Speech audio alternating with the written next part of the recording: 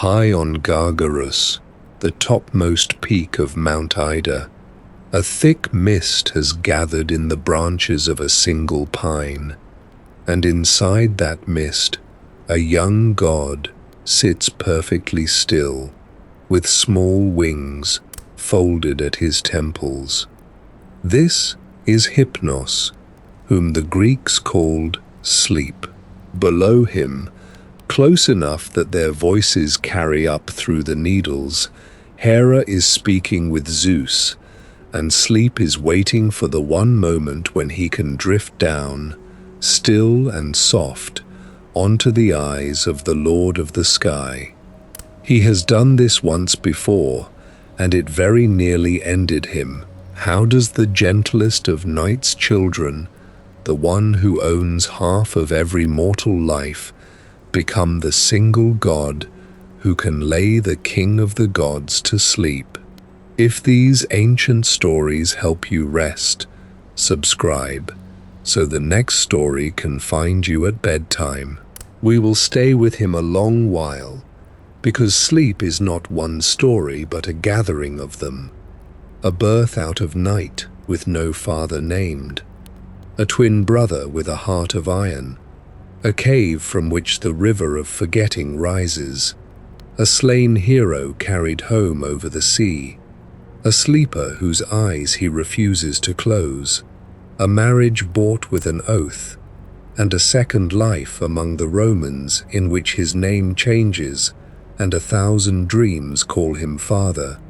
Every piece of that has a source behind it, and where the sources disagree, we will let them disagree quietly, the way old voices do in a room where everyone is speaking softly. The mist on the pine is not weather.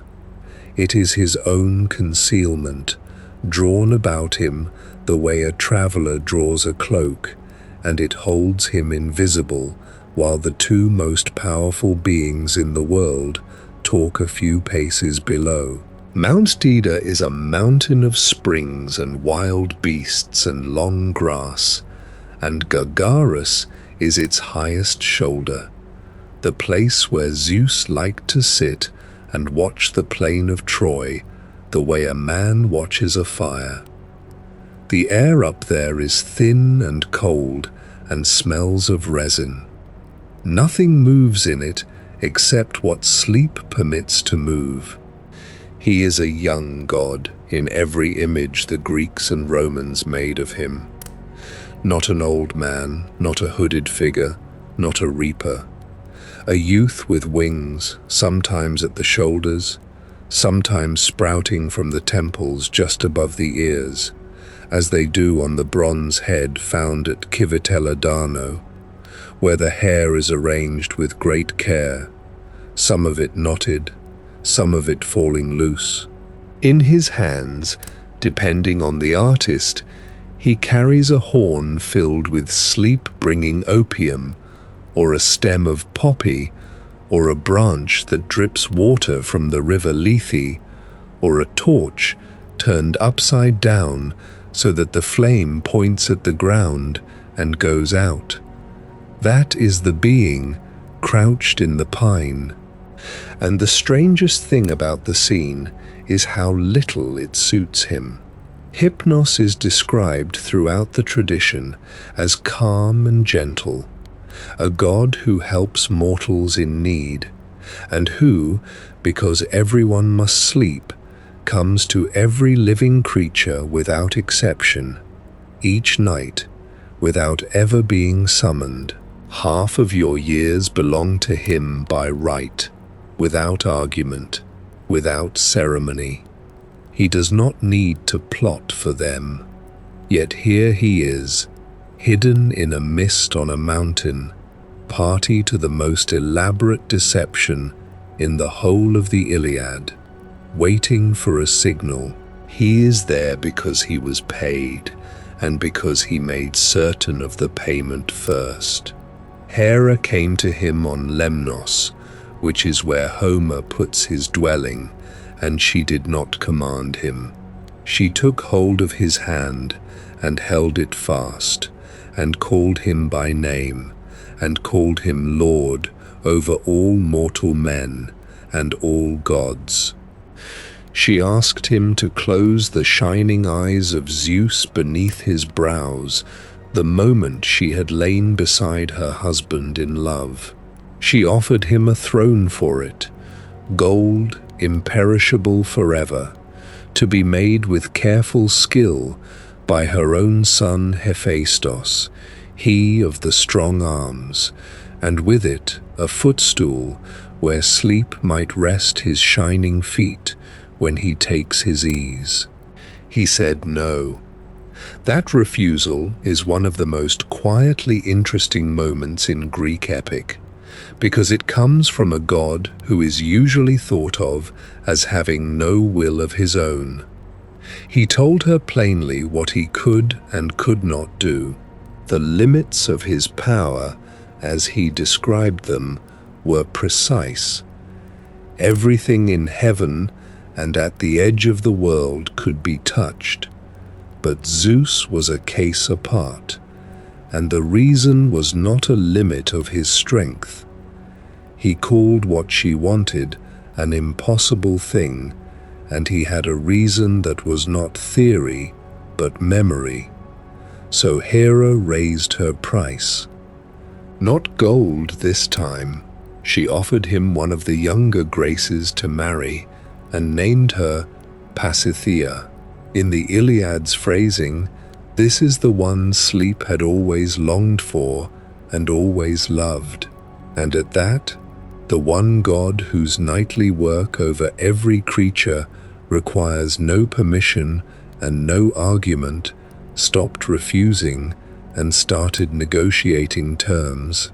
He made her swear, not a promise, not a word between relatives, but the oath that binds even the immortals, an oath by the water of Styx, with the gods beneath the earth called up as witnesses, so that the marriage could not afterwards be argued away.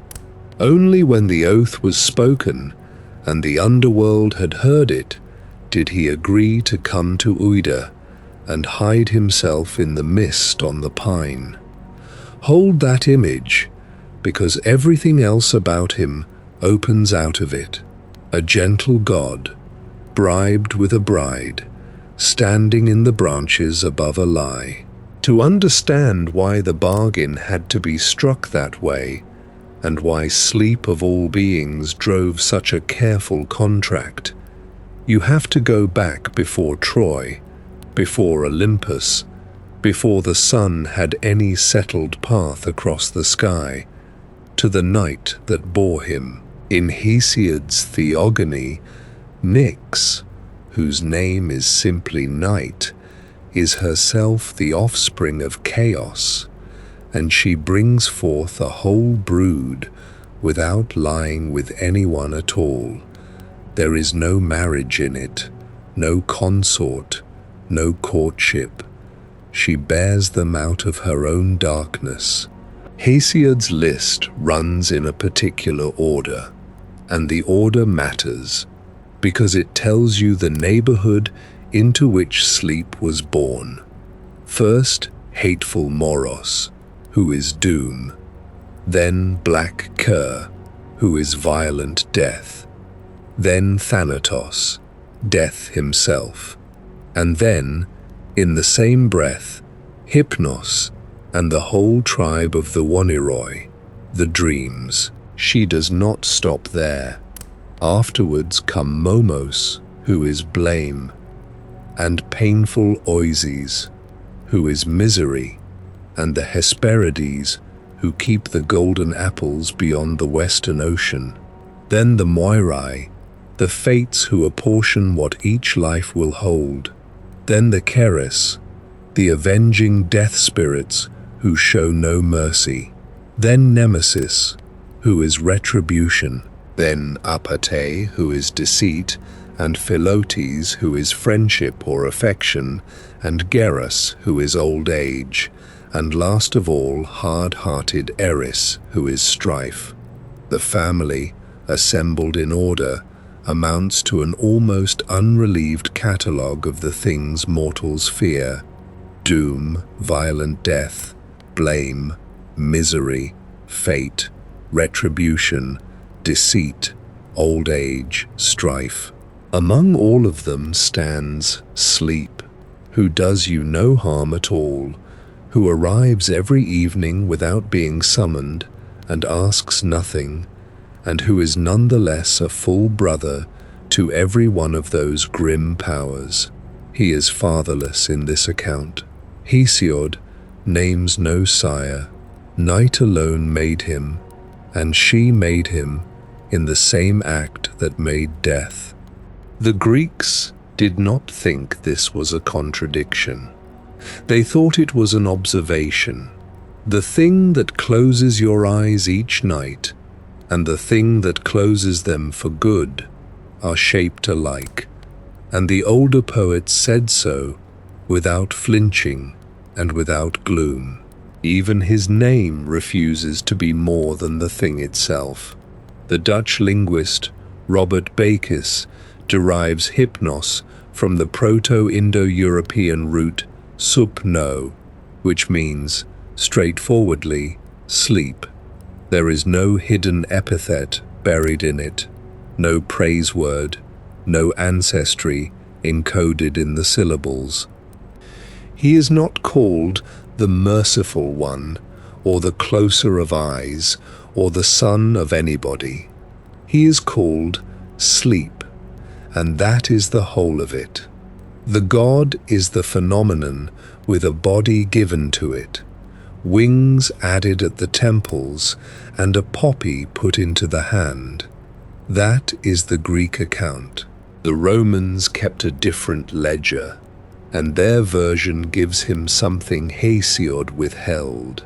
In the genealogies that come down through Roman authors, sleep has a father, and the father is Erebus, who is darkness, the deep gloom that lies below the world.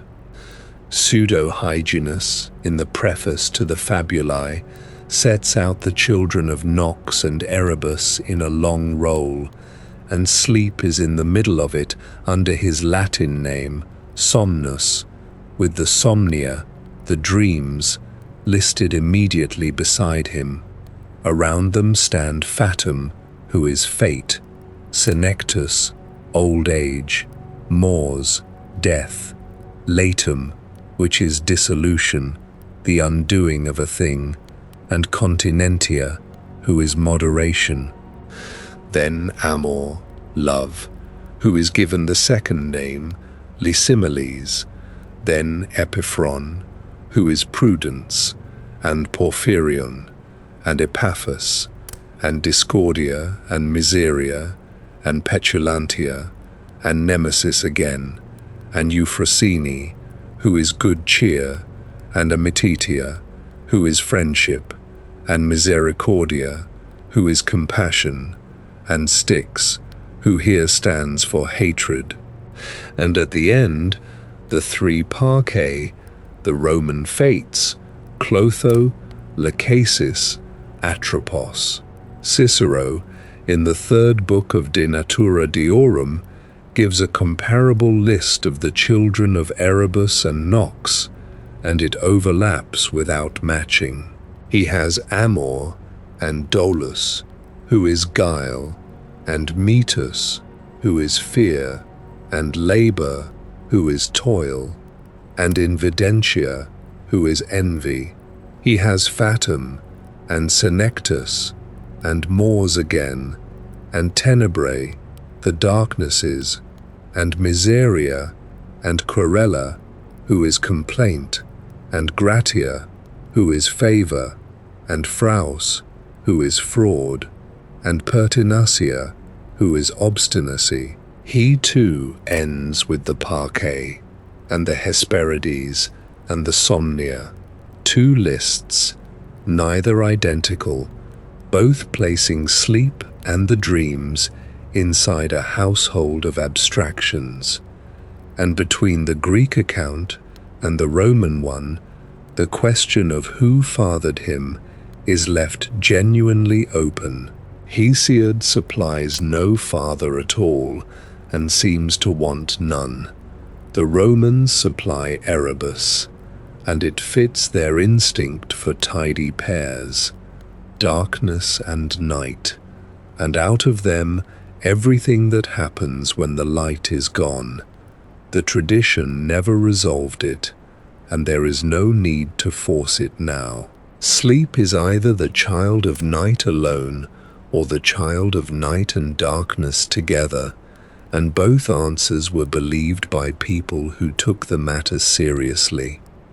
The dreams shift in the same way, and this shift is worth carrying forward, because it changes the shape of his household entirely. In Hesiod, the Oneiroi are his brothers, born in the same rush of children out of night, standing beside him rather than beneath him. In Ovid, centuries later, and in Latin, the Somnia are his sons, and they lie all around him in his own cave, in numbers no one can count. The same beings, the same function, and a completely different relationship. Whether the figures that visit you in the dark are Sleep's brothers or Sleep's children depends entirely on which poet you happen to be reading, and both readings survive intact. Of all his kin, one stands closest, and Hesiod took the trouble to mark the difference between them in a single pair of lines. Sleep, he says, roams peacefully over the earth and over the sea's broad back, and is kindly to men. Death has a heart of iron, and the spirit within him is pitiless as bronze. Whomever of men he has once seized, he holds fast, and he is hateful even to the deathless gods. They are twins in Homer, born together, working sometimes in the same errand.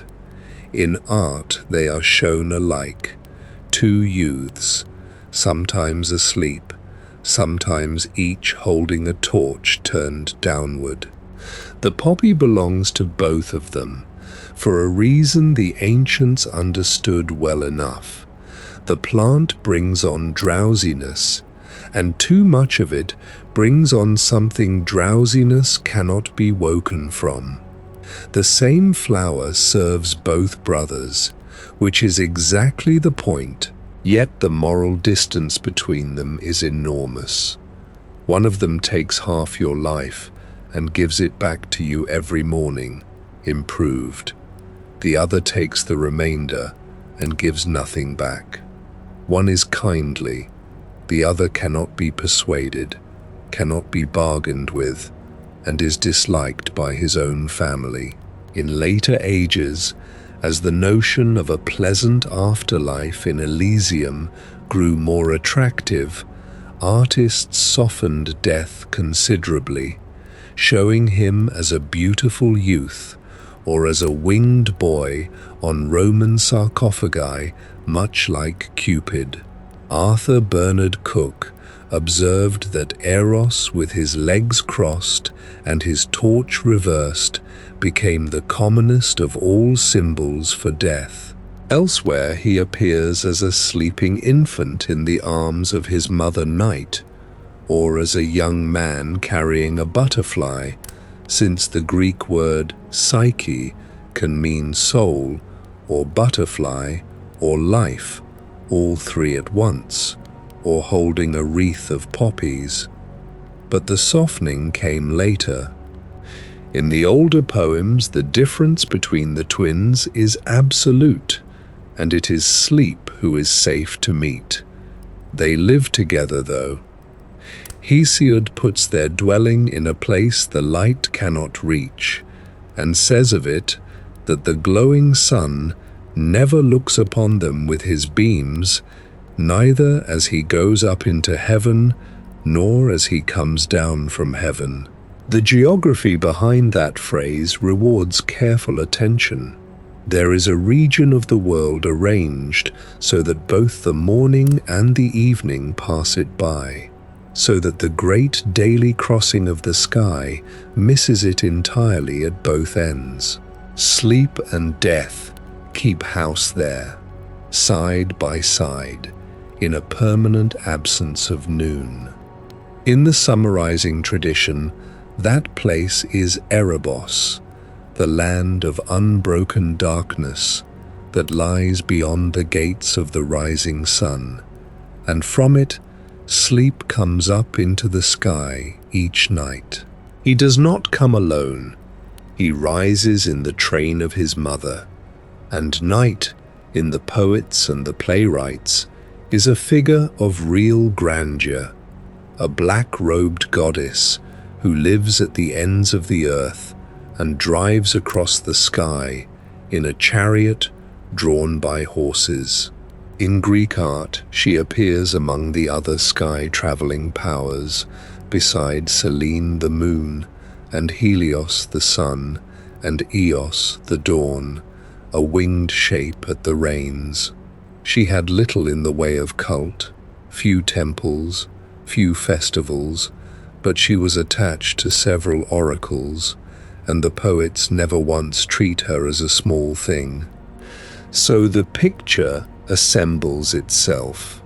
Every evening, the dark chariot climbs out of the sunless country at the world's edge, and in its company comes a winged young man whose touch no creature on the earth has ever refused.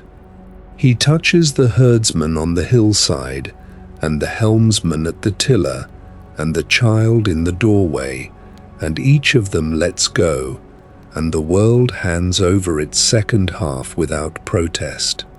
That is the god who sat in the pine on Gargarus, with a mist wrapped round him, waiting on a mountain in Asia for a woman's signal, having first made her swear by the water of the Styx. To see how a being of that gentleness came to be standing there, you have to know what happened the last time he tried it, and why the memory of it made him refuse a throne of imperishable gold from the hands of the smith god himself. That story begins not on Ida, but on the open sea, with a ship coming home from Troy, and with a son of Zeus aboard it. The cave is the version most people carry in their heads, and the sources hand it over with a caution attached, according to rumors, they say, by report.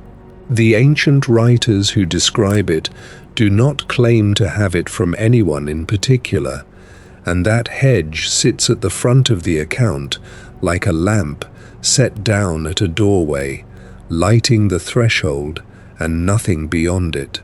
Take the description, then, as something the old world repeated rather than something it swore to. What it repeated is this: somewhere in the folds of the earth there is a great cave, and out of its floor rises the river Lethe, whose name means forgetfulness. The water does not fall into the cave from above. It begins there, the way a spring begins, gathering out of the rock in the dark and finding its way outward, and everything it touches afterwards loses its hold on what it knew. The place stands where night and day meet, which is not a compass direction and was never meant to be one. It is the seam between the two halves of existence, the hinge where the light hands the world over and the dark receives it, and sleep keeps his house exactly on that line. The whole region has a name of its own. It is called the Land of Dreams. Inside, his bed is made of ebony, not gilded, not jeweled, not carved with the deeds of gods.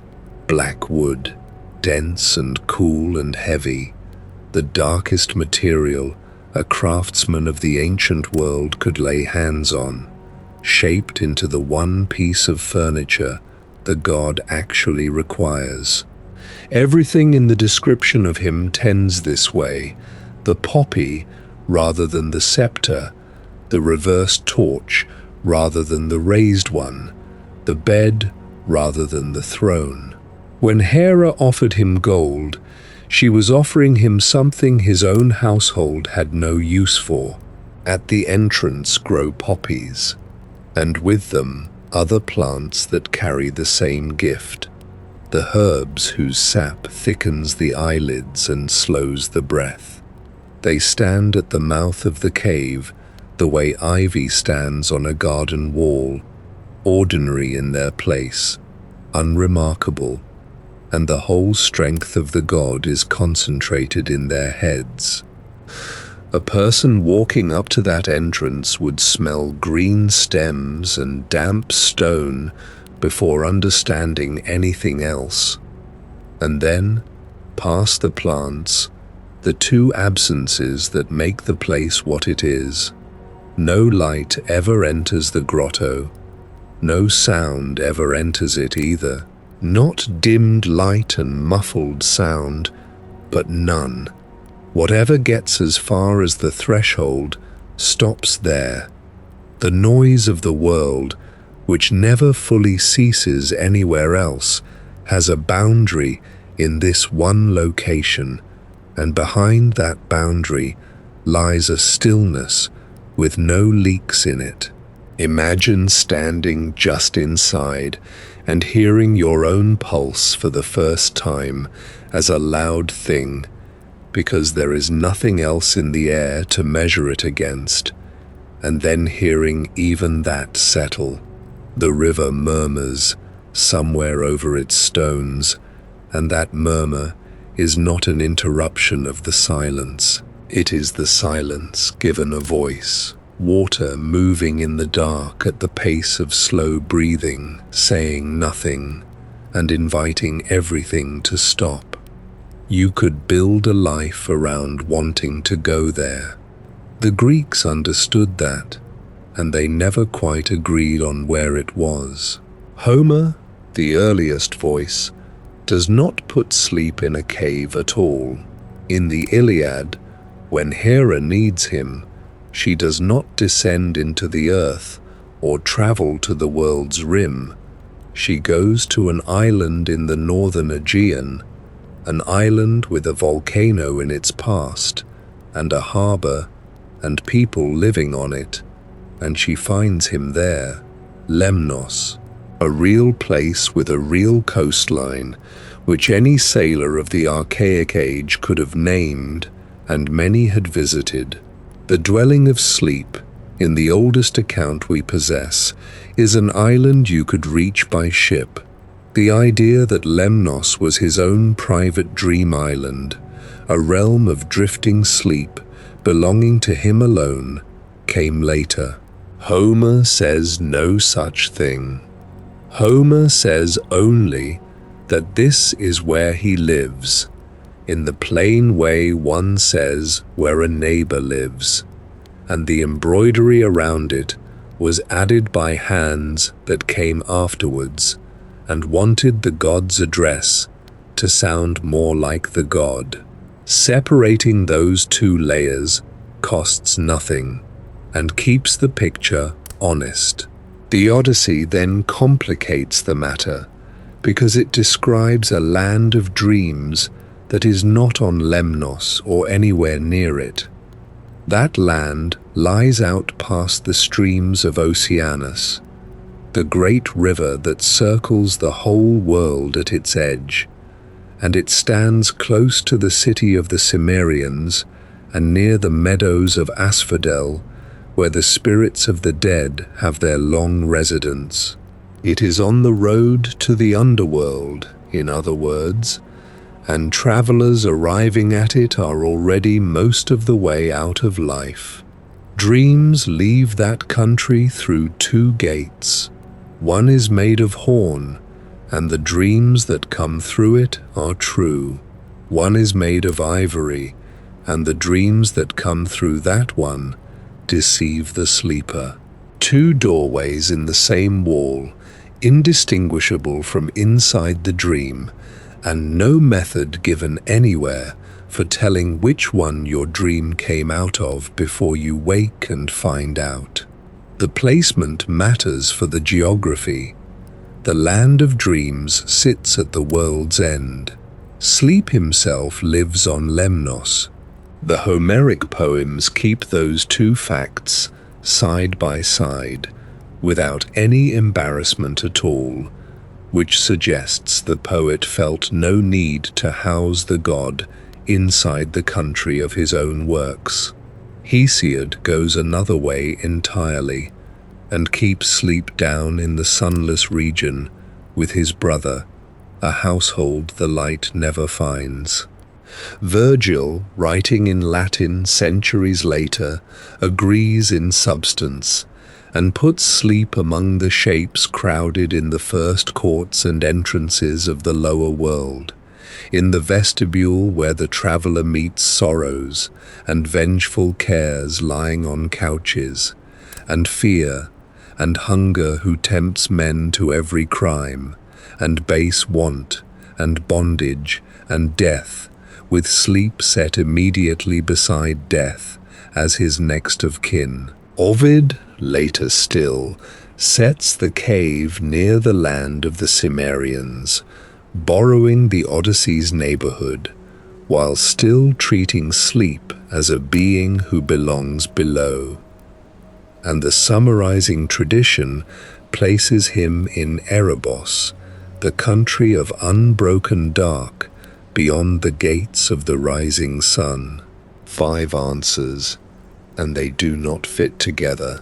An island in the Aegean, a shore beyond the world-encircling river, a chamber inside the underworld, a grotto near the Cimmerians, a darkness past the eastern gates.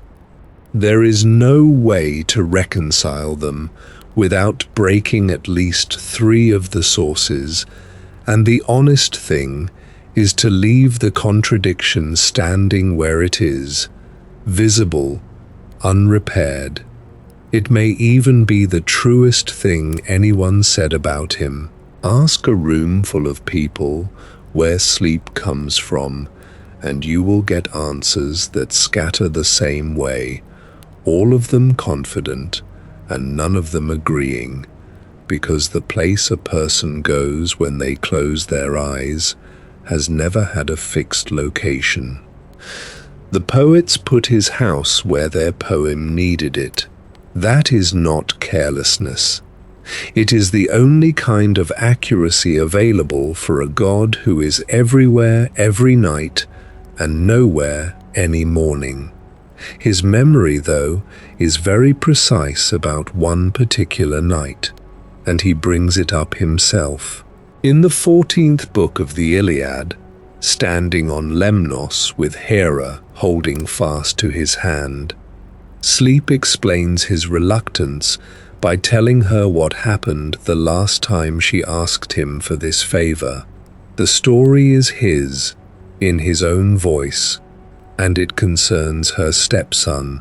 Heracles, son of Zeus, had gone to Troy and sacked the city of the Trojans, and afterwards he put out to sea from Ilion to sail home. A voyage like that is a long, ordinary stretch of days, the coast falling behind, the ships running before whatever wind the season gives, men sleeping in shifts on the benches. Heracles had every reason to expect an uneventful crossing. He had done the difficult part already. Hera was furious. She had hated the boy since before he could walk, and here he was, victorious, sailing home in good weather under his father's protection. That protection was the obstacle. Nothing could be done to Heracles while Zeus was awake and watching, and Zeus was awake and watching, so she went to sleep, and sleep did it. He describes the act with a strange, careful tenderness, considering what it enabled. That time, he says, he laid to sleep the brain in Zeus of the Aegis, and drifted upon him still and soft. Not seized him, not overpowered him, drifted upon him the way a fog comes down onto a hillside, the way weight arrives in your own limbs at the end of a long day, without any moment you could point to as the beginning. The most powerful mind in the cosmos went quiet under a touch that had no violence in it anywhere. Then Hera worked. Along the surface of the sea she raised the blasts of the racking winds, and the fleet that had been running home in good order was taken and thrown. She drove Heracles far off his course, all the way to Kos, the strong-founded, and by the time the sea had finished with him, every one of his companions was gone. He came out of it alone. A whole crew of men who had followed him to Troy and survived the sacking of it were spent in a single afternoon of weather, because for a short while the sky had no one minding it. That is what sleep bought her, and what he understood he had bought, and why the memory sat in him like a stone. He is a gentle god by every account we have. He had nonetheless been the instrument by which a storm was let loose on a fleet full of men, and the storm was only the first half of the consequence, because up on Olympus, at some point in the quiet afterwards, the king of the gods opened his eyes. Zeus woke and saw at once what had been done to him. There is no scene in the poems in which he is deceived and remains deceived about this one. The trick works only for as long as the sleep lasts, and the moment it ends, the whole shape of it is obvious. He went through his own house in a rage, striking the gods up and down the halls, turning over rooms, scattering the immortals before him. And he was not looking for Hera. He was looking beyond all others for Hypnos. Sleep does not describe what he felt. He describes only what Zeus intended, and it is the coldest line in the exchange. He would have sunk him out of sight in the sea, hurled him down from the bright sky into the water, and let the surface close. That is the punishment prepared for the god who owns half of every mortal life. Not a chain, not an exile, not a term of years. Erasure into the deep, out of the light, gone. So sleep ran.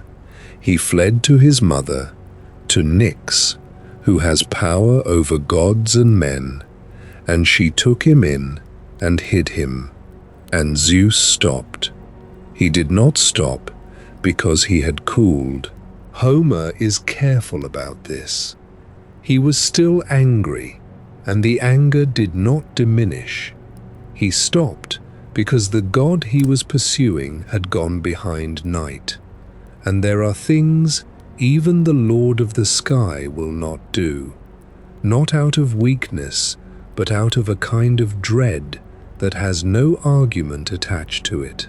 He was in awe of doing anything that would displease swift night, so he let the matter be. The chase ended at her threshold, and the fugitive stayed inside, and the king of the gods turned around and went back to his ruined house without his quarry. The scene is one of the quietest and strangest in the whole of Greek epic. Zeus overthrew his own father. He divided the cosmos with his brothers and kept the largest share. He is the one figure in the tradition whose will is not usually obstructed by anyone. And here a mother closes a door, and he goes away. Nyx does not fight him. There is no contest, no threat, no exchange of terms. She simply has her son behind her, and that is sufficient. Whatever night is in this passage, she is not merely the darkness between 2 days. Scholars have noticed.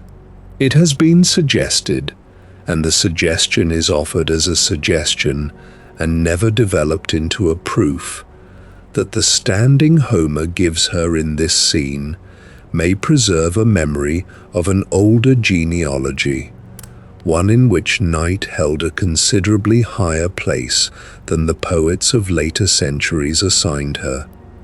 It would explain the hush around her. It would explain why the passage feels like a fragment of a bigger theology that has otherwise been lost. It would also be very easy to overstate, which is why the people who raise it lightly and leave it as a possibility resting on a single episode rather than a conclusion resting on many. The question remains open. Somewhere behind the Olympians, at the ends of the earth, there may once have been a power the Sky King would not cross, and the only clear surviving trace of her authority is that she once sheltered a frightened son and was not asked to hand him over.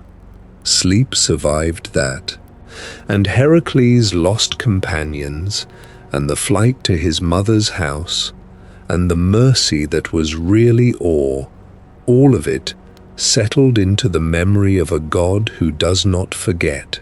And it is precisely why, generations later, when Hera came back with a golden throne in her hands, he told her no. Which brings the story around to the second plot, and to the morning Hera spent preparing for it. Kos was long behind them by then. The war at Troy had been running for years, and the queen of the gods, who loathed her brother and husband with a hatred that had grown old and comfortable in her, judged the situation ready for another intervention. This time, she did not intend to ask Sleep to overpower Zeus. She intended to hand him a Zeus already unguarded, already softened, already absorbed in something else entirely. The plan required Zeus to be so taken with her that he would not look for the trick hidden inside the pleasure. She began with her own body.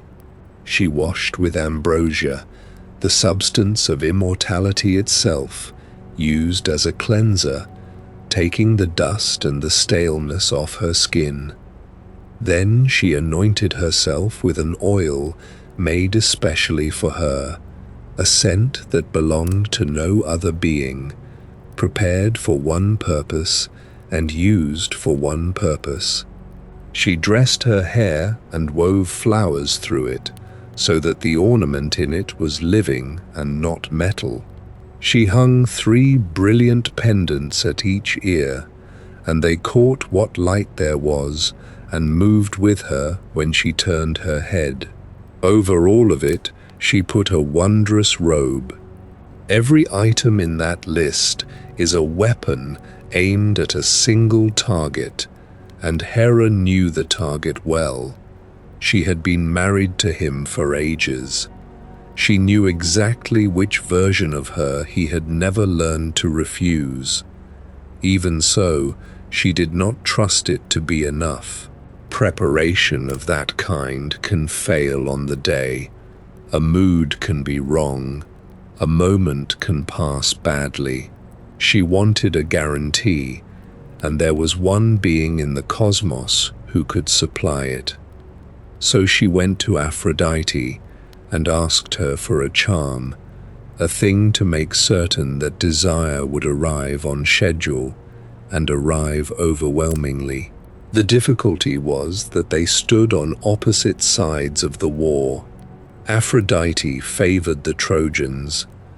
Hera would have seen Troy in ashes, and its people scattered. Asking her rival for help in a scheme aimed at the whole course of the fighting was not something that could be done openly. So Hera lied to her.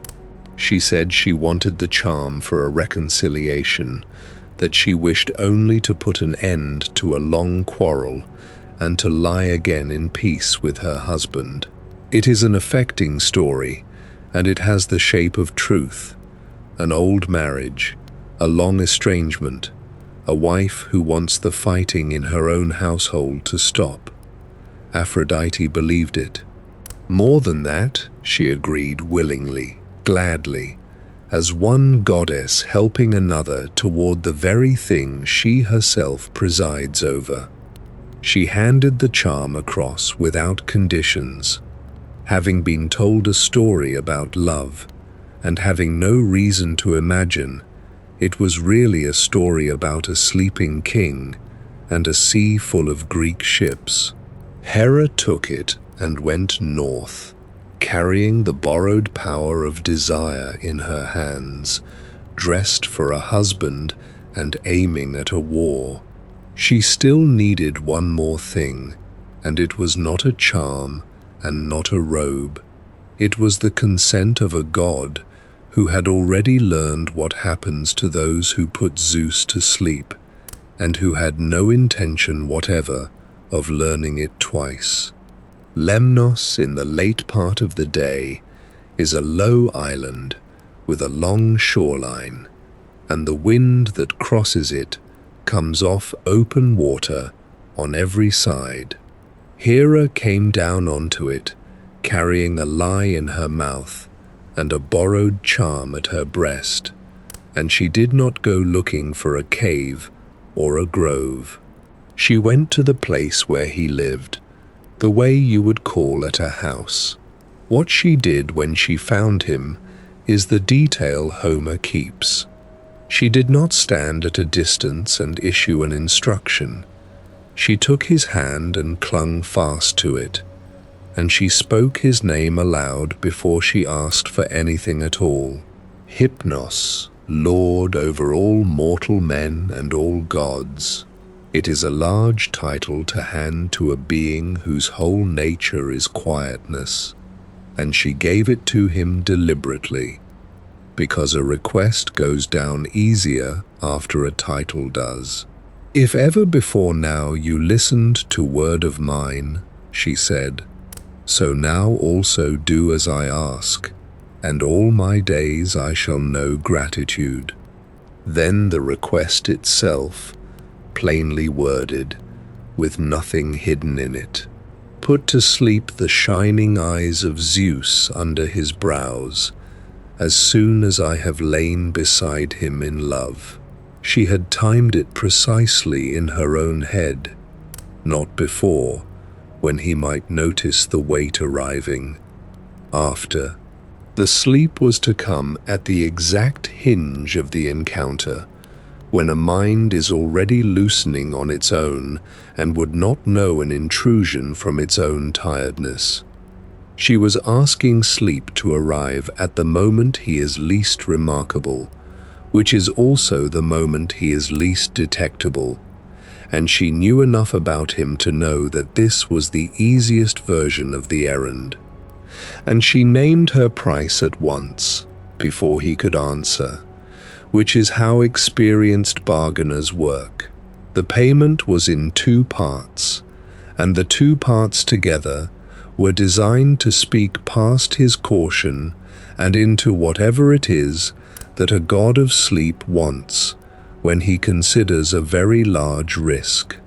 The first part was the kind of thing that could be shown to other gods, a throne of imperishable gold with a footstool to go beside it, both to be made by Hephaestus of the strong arms, the craftsman of heaven, whose name there is synonymous with work that does not decay, work that cannot be discreetly removed in some future settlement, or worn smooth by handling, or quietly argued away when convenient. A commission from that workshop does not merely last, It records, in the material it is made of, the fact of its own commissioning, and so the fact of what was owed, and by whom, and why.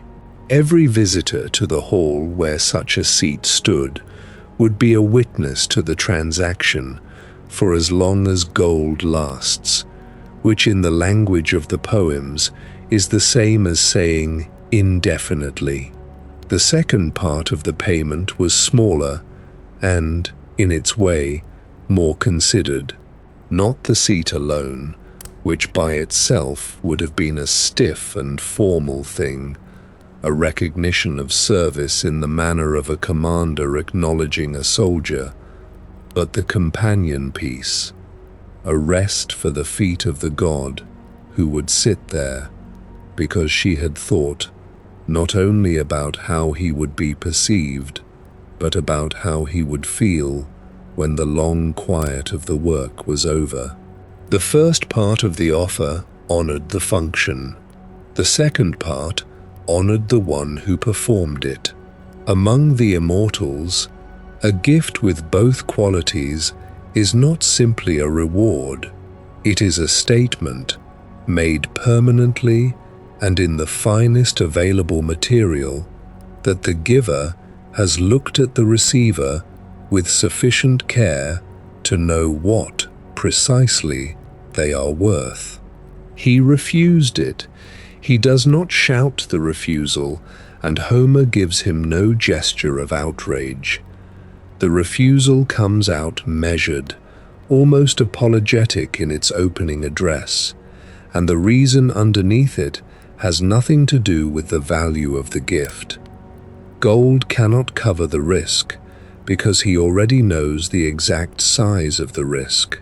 He has been hunted through the halls of heaven for doing this once. He has watched the sky decide what to do with him and settle on the sea. No footstool answers that.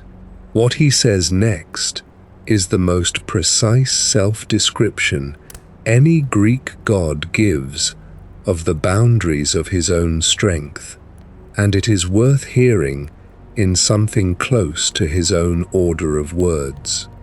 Hera, honored goddess, daughter of mighty Kronos, any other one of the gods whose race is immortal, I would lightly put to sleep. Even the stream of that river, Okeanos, from whom the seed of all the immortals has risen. But I would not come too close to Zeus, the son of Kronos, nor put him to sleep, unless he himself were to tell me. The middle of that claim carries real weight. Okeanos is not a minor power. He is the great encircling river at the edge of the world, older than the Olympians, named in the poems as the source from which the deathless ones descend. A being who was ancient when the Sky King was still a child, hidden from his father. Sleep says he could take him lightly, not with effort, not with preparation, not after a struggle. Lightly, the way a hand closes. The primordial water that rings the whole of creation would go under without knowing it had gone. And then the exception. One being in the cosmos is outside his reach, and the exception is not stated as a matter of raw power. He does not say he lacks the strength for Zeus. He says he will not come near him, will not put him under, unless Zeus asks for it himself. The restriction is a rule of approach rather than a limit of capacity. It is the difference between a door you cannot open and a door you have decided never to open again without being invited. He gives her request a name at the end. This other impossible thing. Not impossible in the sense of being beyond him. Impossible in the sense that no reasonable being would attempt it twice. Hera does not accept the refusal for the length of one breath.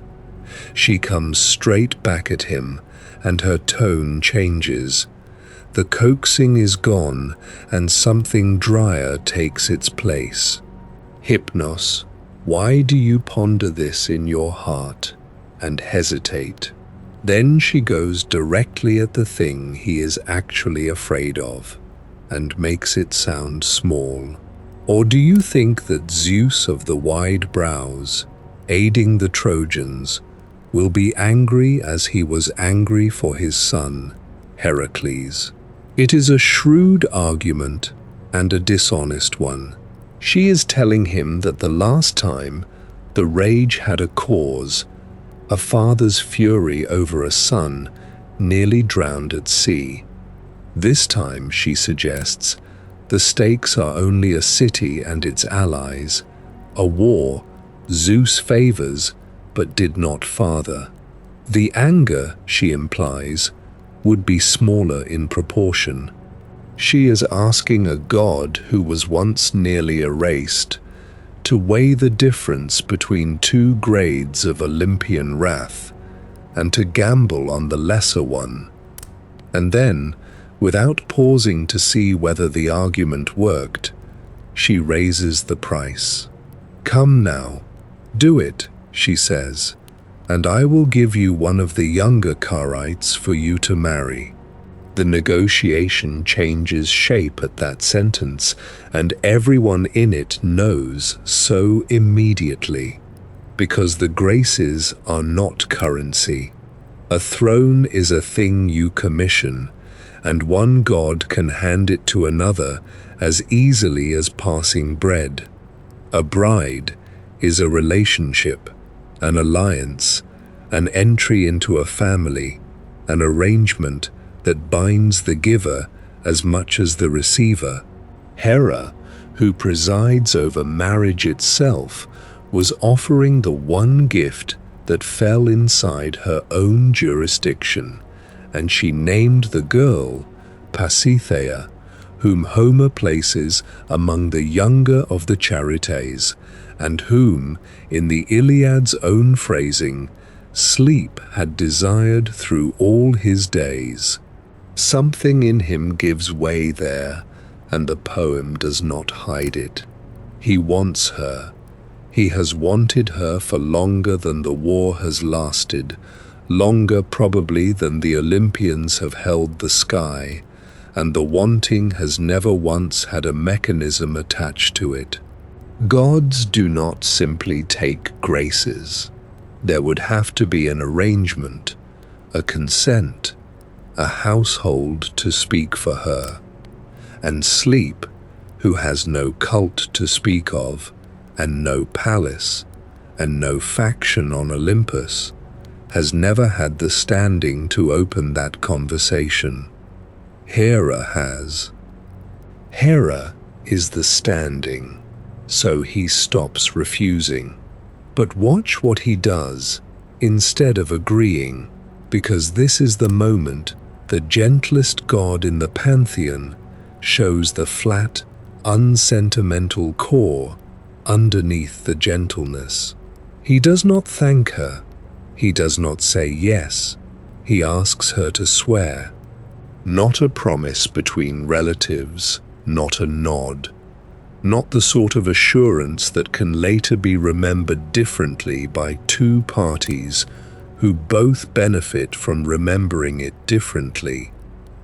He wants the oath by the water of Styx, the one binding form in the whole religion, the oath the immortals cannot slip out of and do not attempt to. And he wants witnesses called the gods beneath the earth, the ones seated below with Kronos, summoned by name to hear a queen of heaven pledge a marriage on a small island in the North Aegean. He has learned, and the learning shows. The last favor cost him everything but his existence and was repaid with nothing at all. He had done exactly what he was asked, and when the sky came looking for someone to punish, he was the one running. Nobody swore anything to him then. He was simply useful, and afterwards he was simply exposed. He is not going to be useful on those terms again. Hera swears. She has no reason not to, and no intention of breaking it either. Her interest is in the war, and the girl is a piece she can spend. The words go out over the island, the underworld hears them, and the thing is done in a form that cannot be undone by argument later. A marriage exists in advance of itself, held in place by a river that runs in the dark. Only then does he go with her. Zeus, meanwhile, is on the mountain, and he is not thinking about any of it. He is doing what he does through much of the poem, sitting high above the fighting and watching it move, the way you watch weather come across a valley. When Hera comes up onto Gargarus, dressed as she is, scented as she is, wearing the thing she borrowed under a story about mending a marriage, he sees her before she reaches him, and everything in him turns toward her at once. Homer says he is taken with her utterly, and suspects nothing. Not one part of him hesitates. This is the mind that outmaneuvered Kronos, that divided the cosmos with his brothers and kept the sky, that in this same poem is forever 3 steps ahead of every other Olympian, and it does not occur to him for a moment to ask why his estranged wife has climbed a mountain in Asia looking like the first day of the world. He asks the ordinary question instead: what she is doing there, why she has come down from Olympus. And she gives him the same story she gave Aphrodite, word for word in substance. She is going on a journey to the ends of the earth to help a parent whose long quarrel has gone on too long, to put a stop to the estrangement and bring the 2 of them together again. She stopped here first, she says, only because she did not wish to go without telling him, in case he learned of it afterwards and was angry that she had gone behind his back. It is a beautiful lie for one particular reason. It flatters him with her obedience, a wife checking in before a trip. A quarrel in another household being repaired by a woman who cares about such repairs. Not a single element of it is aimed at the war. She has built the story so that the least suspicious thing about the moment is the fact that she is standing there. Zeus does not even examine it. He tells her she may go at any time, that there is no hurry about it, that the journey will keep. Stay, he says. Postpone it, and let us have each other's company. And then he says the thing that gives the scene its faint, sad comedy, that he was never so in love with anyone as he is with her at that moment. He means it. That is what the scene is built around. He is not being deceived about his own feeling. His feeling is real, and it is precisely the true part of him that the false part of the situation is standing on. He takes her into his arms.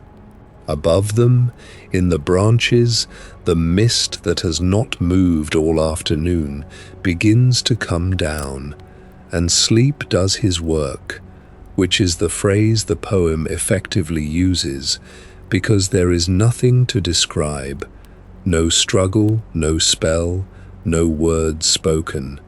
The great mind slows. The grip of attention that has been fixed on the plain of Troy for years loosens by degrees.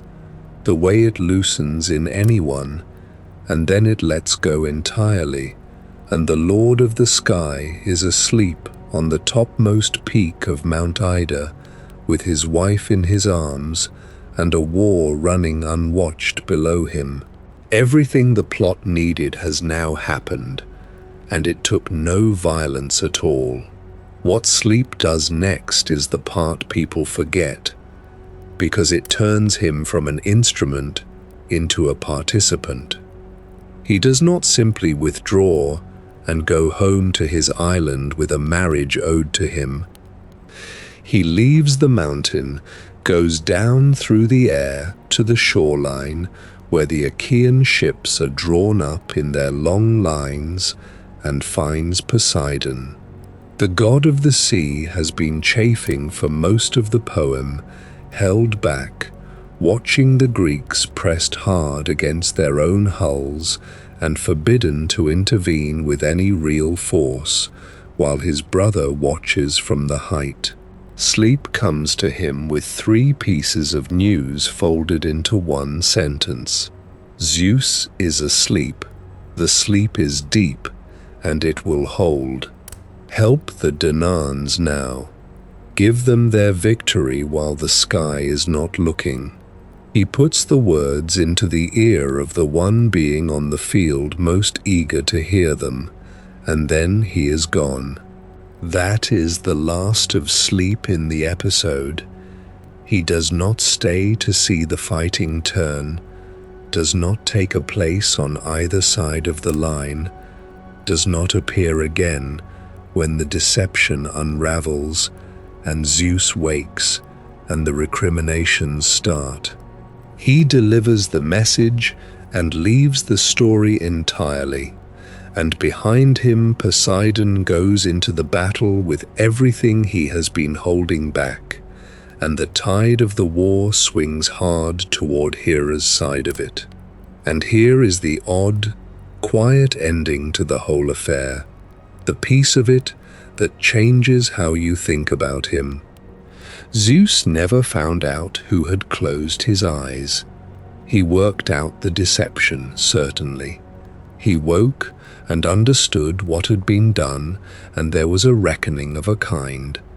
But the part played by Sleep, the second time, went unrecorded in the mind of the one being who had reason to hunt him for it.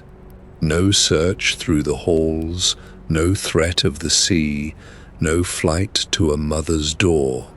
The god who had been chased across heaven for doing this once, did it a second time and walked away clean, because he had waited in a mist until the moment when even a king cannot tell an intrusion from his own tiredness. Set the 2 occasions beside each other, and the shape of him becomes clear. He cannot approach Zeus without permission. He says so himself, and means it. He has no army, no thunderbolt, no share of the cosmos, no city that keeps his festivals. He owns nothing but the second half of every life. And twice, using no force whatsoever, he changed which side of a war the gods were fighting on, by settling for a few hours onto a pair of eyelids. Power in the Greek poems is almost always loud. It arrives as weather, as an army, as a shaken mountain, as a voice out of the sky. This is the other kind, and the poets noticed. A later Greek poet, Quintus Smyrnaeus, writing long after Homer, refers back to this bargain without bothering to retell it, and speaks of Sleep and Hera as being related by marriage, which means the oath sworn on Lemnos was still holding centuries downstream in the tradition. The debt was paid, the grace was given, the one thing the gentlest of night's children ever asked for himself, he got, and he got it by making a queen swear in front of the dead. The same hands were used differently not long afterwards, and by an order that came from Zeus, because a son of the Sky King was about to fall on the plain below Ida, and when it came time for that body to be lifted out of the dust and carried home over the sea, the two gods sent to do the carrying were Sleep and his iron-hearted brother, working together for once, in perfect gentleness. The order came down through Apollo, which is the first thing to notice about it. Zeus did not send for the twins himself. He gave his instruction to the archer god, and Apollo took the body of Sarpedon out of the press of the fighting and gave him over into the charge of swift messengers, and the messengers were Sleep and Death, who are brothers born together.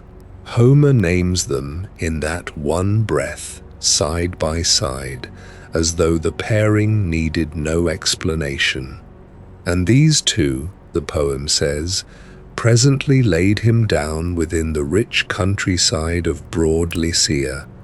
Sarpedon was a son of Zeus, and he had fought on the side of Troy. That is the whole weight of the Errand in a single sentence. The king of the gods had watched his own child go down on the plain and had not stopped it, and what he arranged afterwards was not a rescue, but a delivery. The boy was to go home, not to a common grave beside the ships, not to the dust of a field that would be ploughed again in a generation by people who had never heard of him, but back across the sea to the country that had raised him, so that his own people could do for him what people do. The shape of that journey, as the poem leaves it, is precise. Two figures rise from a battlefield with a body carried between them, and the noise of the fighting drops away underneath, and then there is only air and water and the long southeastward crossing toward the Lycian coast. Lycia is described as broad and rich, a country of good soil and open country, and the phrase sits in the line like a promise kept. He was not laid down in a wasteland. He was laid down in the fat, green, cultivated part of his own homeland, in the sight of the hills he knew, and the two who carried him did not linger and did not speak. They are the right pair for it, and the Greeks clearly felt so. One of them had already taken the man, in the only irreversible sense. The other is the one who makes a body look at rest rather than ruined, and it is his presence in the pair that turns the errand from a removal into something closer to a homecoming. Are the ones who do. Death claimed him. Sleep made the claiming bearable to look at. Between them, they gave a dead prince the appearance of a sleeping one for the length of the crossing, and then set him gently on the ground and went back to their separate work. A painter in Athens in the 5th century put the scene on a lekithos, a slender oil flask of the kind used at funerals, in red figure. The two brothers stand facing one another, with the body of Sarpedon held between them, and every mourner who handled that flask at a graveside would have seen the arrangement and understood it at once. Whatever else was happening to their own dead, someone was carrying him, and the carrier on one side was gentle. Who exactly Sarpedon was, the tradition could not entirely settle, and the disagreement is old. In the Iliad, he is the son of Zeus and Laodamia, who was herself the daughter of Bellerophon. In the later standard version, he is the son of Zeus and Europa, and a brother to Minos and Rhadamanthus, which places him in the most famous family in Crete. Other accounts try to hold both by making the Sarpedon who fought at Troy the grandson of that earlier Sarpedon, the brother of Minos, so that the same name descends through the same line at a distance of 2 generations.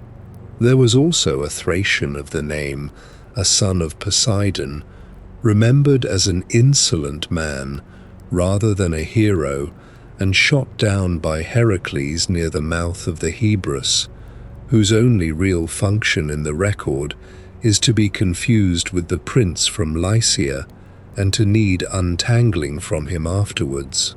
None of that uncertainty touched the Errand. Whoever his mother was, the carrying happened, and the two who did it were the same two either way. Sleep appears in one other love story, and it survives in a form so slight that a careless reader would pass over it entirely.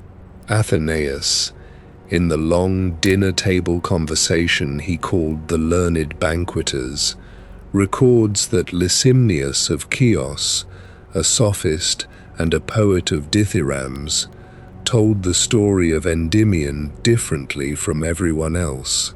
In the version Lysimnius gave, Hypnos loves Endymion, not watches over him, not visits him, not passes across him in the ordinary way that sleep passes across every sleeper alive, loves him, and because he loves him, he makes an exception in the one place where a god of sleep has no business making exceptions. He will not close the eyes of his beloved. He lulls Endymion to rest with the eyes left wide open, holding the body in slumber while the gaze stays uncovered, so that sleep can go on looking into them without interruption for as long as the sleeping lasts. The inversion deserves its own pause, because it is a lovely and slightly unnerving thing. The whole of his nature is the shutting of eyes. Every image of him is built around that function: the poppy, the reversed torch, the branch of forgetting held above a sleeping head. Here, the one god, whose entire office is the closing of the eyelid, meets a single face he cannot bear to have closed off from him, and he suspends his own art rather than lose the sight of it.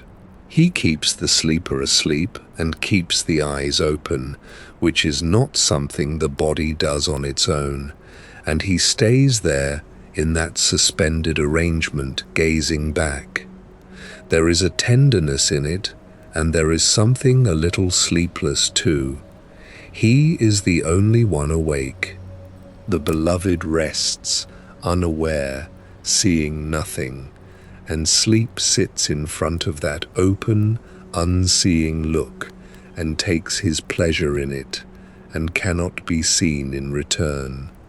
A god who presides over the sleeping half of every human life turns out to want the one thing his half cannot supply, which is to be looked at. And that is all we have.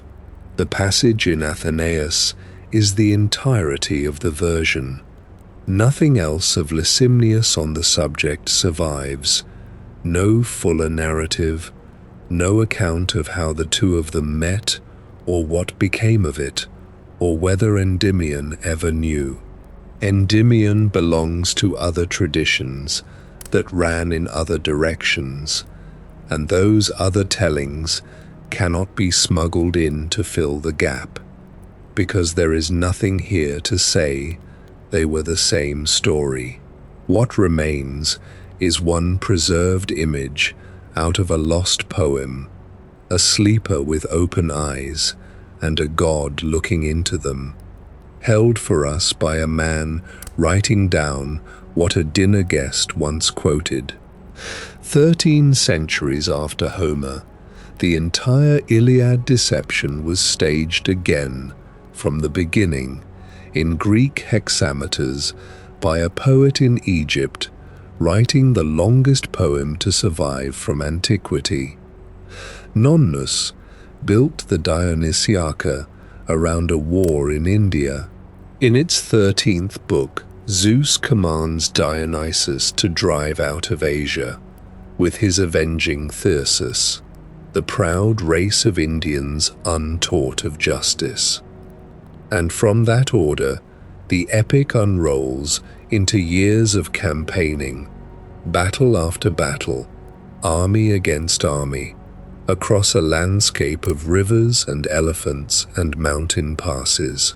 Hera takes the side of Dionysus's opponents throughout, with the same steady, patient animosity she carries through the older poem.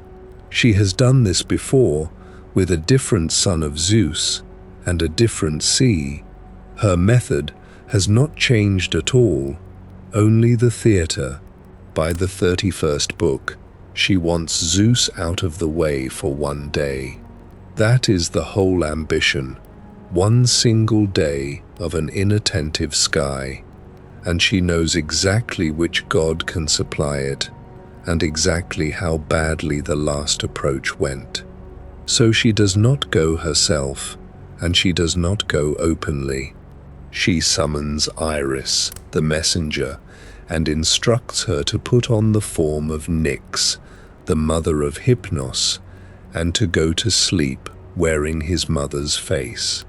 The audacity of that is worth feeling properly. Night is the one power in the older story before whom the king of the gods turned around and walked away. Hera's plan is to counterfeit her, to send a rainbow in a black robe, and to have Sleep receive his instructions from what he takes to be the being who once hid him. She is not asking him to trust her. She is arranging for him not to have to. She also tells Iris where to look and gives her a list of places, the way you would tell a servant the several houses a man might be found in at that hour. Among the addresses on the list is Orchomenus, because Orchomenus is where Pasithea lives. And after all this time, it is still assumed that Sleep may simply be somewhere near her. The reward offered is the same reward as before. The hand of Pasithea, named here without hesitation as Hera's own daughter, which is a claim the older poems never make and which Somnus does not stop to justify. And Sleep, having heard the proposal in his mother's voice, accepts it exactly as he accepted it on Lemnos. There is something almost affectionate in the repetition. A poet, 1,300 years downstream, reaches back into Homer, lifts out the one scene in which a quiet god is talked into an enormous risk by the promise of a marriage, and finds it still works, still fits a new war, still explains how a sky comes to be unwatched. And Sleep, given the chance to have learned better, does the same thing again, for the same reason. The bill arrives in the following book. While Zeus lies under that borrowed day of sleep, Hera moves, and what she reaches for is not weather this time. Persephone lends her Megaera, one of the Furies, and Megaera is sent against the mind of Dionysus. He goes mad. The general of the campaign, the son for whom the whole war was ordered, is turned loose inside his own head, and his enemies fall on his troops and devastate them, while he is in no condition to command anything. The sleeping of one god at the top of the world becomes, 4 steps down the chain, a field of ruined men who never knew that any of it had to do with a bargain over a bride. Pasithea is not in the battle. She is out gathering, which is what the poem has her doing when the disaster reaches her, picking shoots and flowers to be worked up into ointment for Aphrodite. It is quiet, ordinary work, the kind of errand that fills an afternoon, and she is carrying an armful of green things when she comes within sight of the madness and sees what has happened to Dionysus. She goes back sorrowing and does not immediately explain herself. Aphrodite, seeing her attendant return grieving, makes the assumption anyone would make. She supposes the trouble is the suitor. Sleep has been pressing his claim. The marriage has been arranged over the girl's head by powers who did not consult her, and here she comes back from an errand with her face wrong. So Aphrodite says the kind thing. She tells Pasithea that she will not be forced, that no marriage will be laid on her if it is not what she wants, and the offer is made gently and in good faith, and Pasithea has to correct her. The grief is not about Hypnos. It has nothing to do with the wedding at all.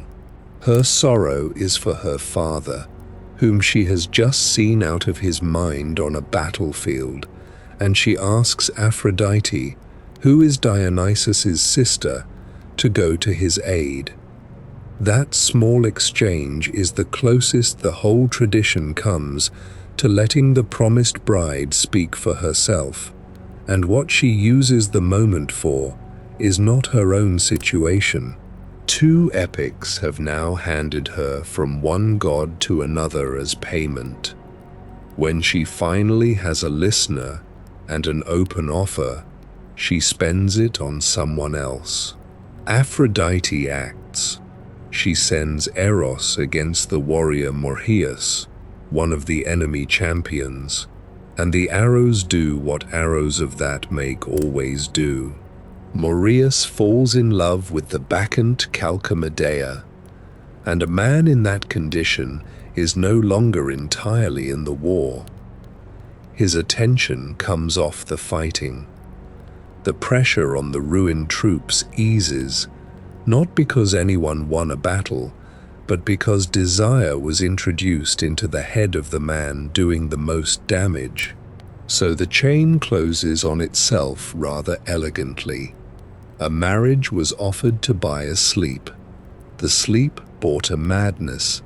The madness moved a daughter to ask a favor, and the favor was another act of love aimed at another distracted mind.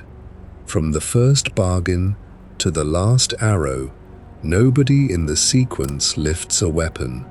The whole war bends around who is asleep and who is in love, which leaves the bride herself standing at the center of two enormous poems and lit hardly at all. Homer places Pasithea among the younger of the Graces. Statius, writing in Latin, calls her the eldest of them. Both statements are made plainly. Neither is argued for, and there is no third source that settles the matter.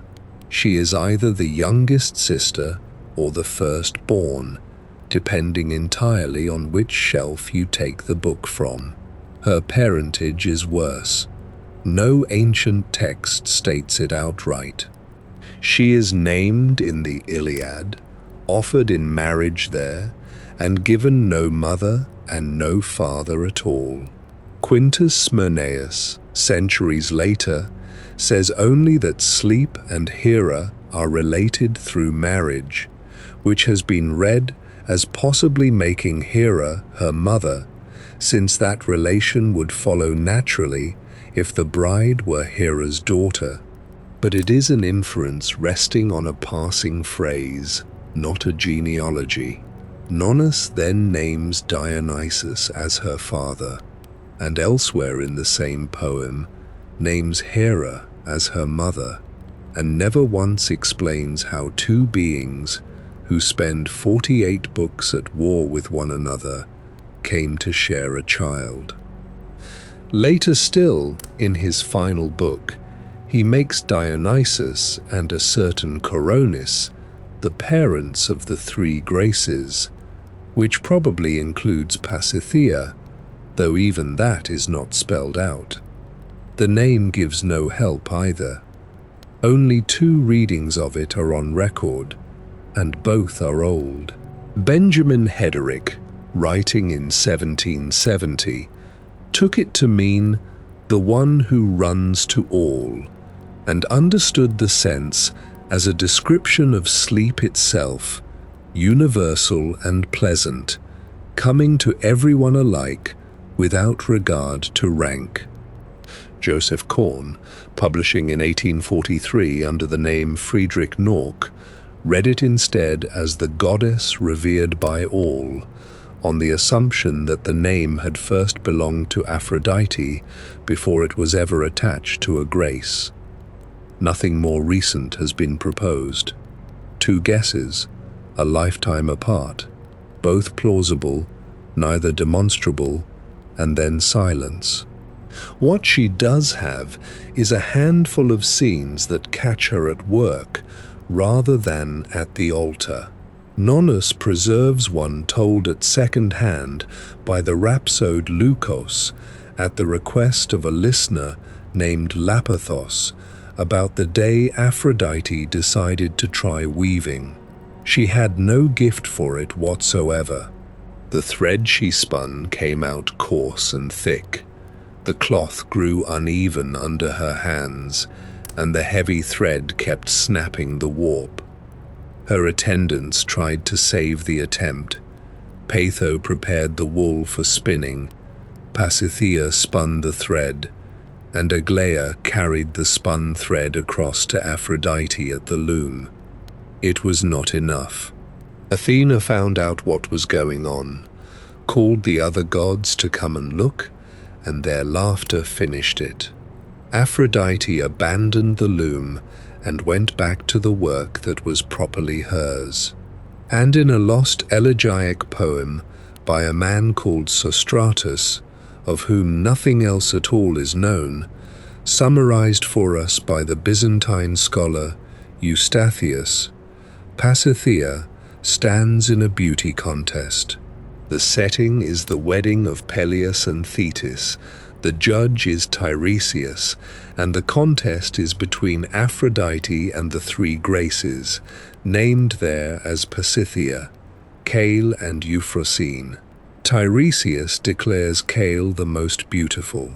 Aphrodite, enraged at the verdict, turns him into an old woman, and Cale answers by making Tiresias beautiful and taking her away to Crete.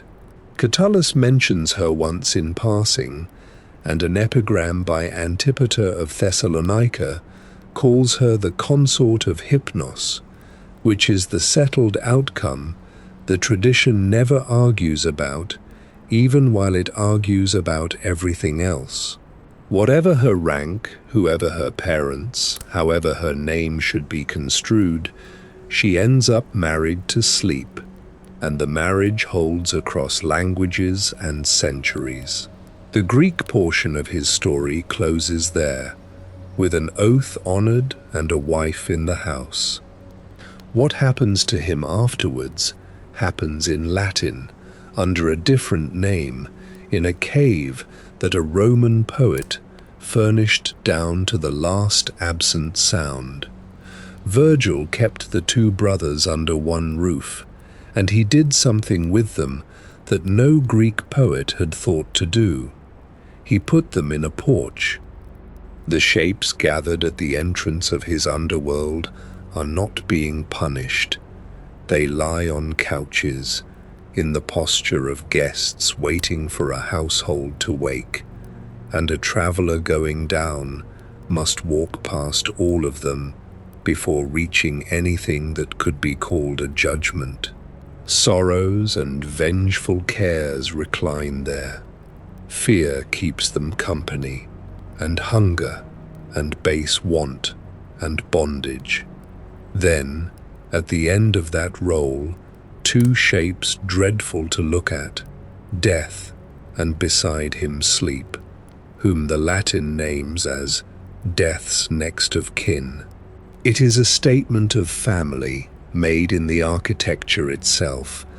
You meet them together at the door before the road properly begins, and in the Aeneid, Sleep is not kindly.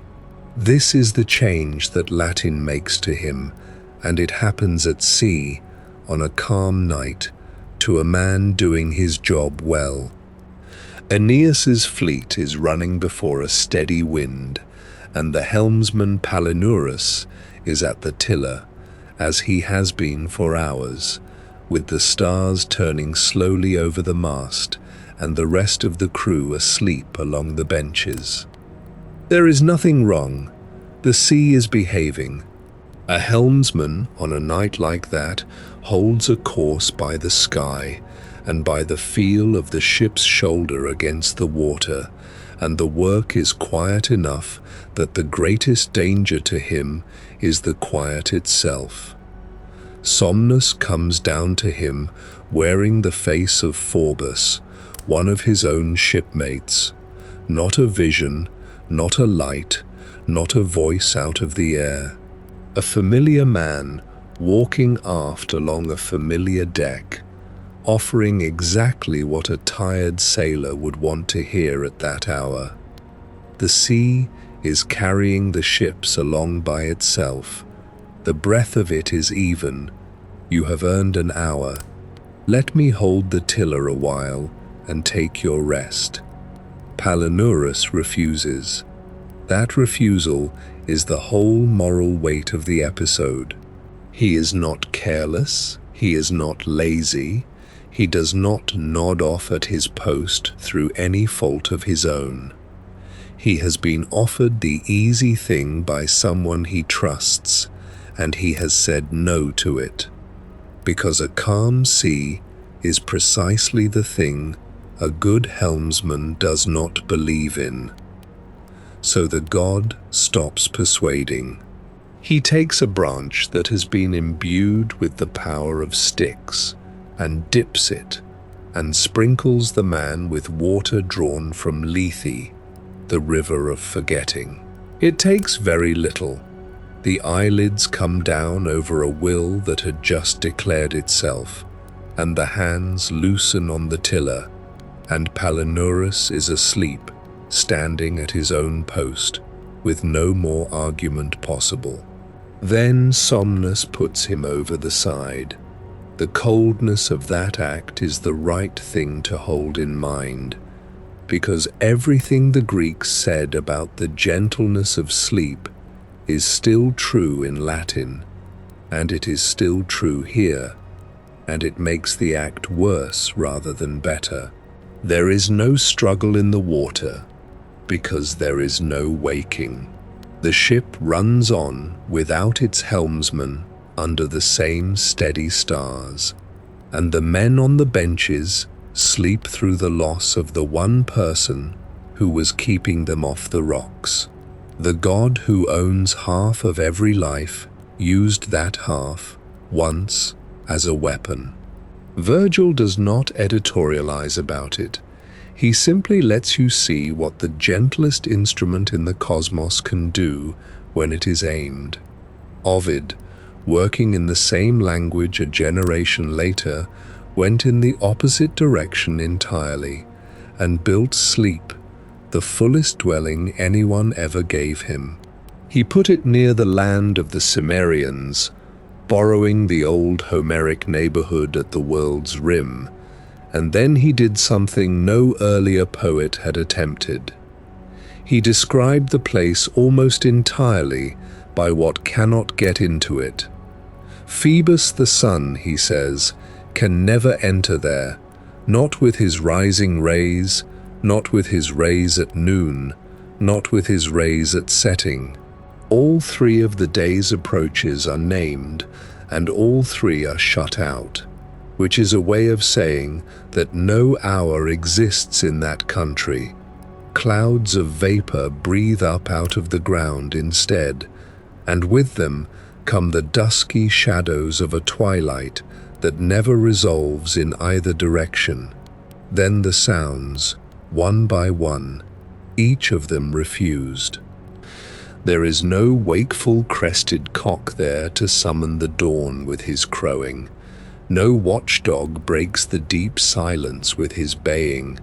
No goose either, and Ovid takes the trouble to note that a goose is more watchful than a dog, which is the observation of a man who has lived near a farmyard.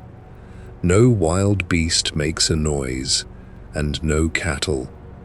No branch stirs and rustles in a breeze, no clamorous tongue of any human being. And when the whole inventory has been laid out and every ordinary noise of the waking world has been denied, one at a time, he closes it with the only positive statement in the passage. There mute silence dwells. The house itself has no doors. Ovid gives the reason in half a line, and it is the most domestic detail in all of ancient theology. Doors are left off the building, lest some turning hinge should creak.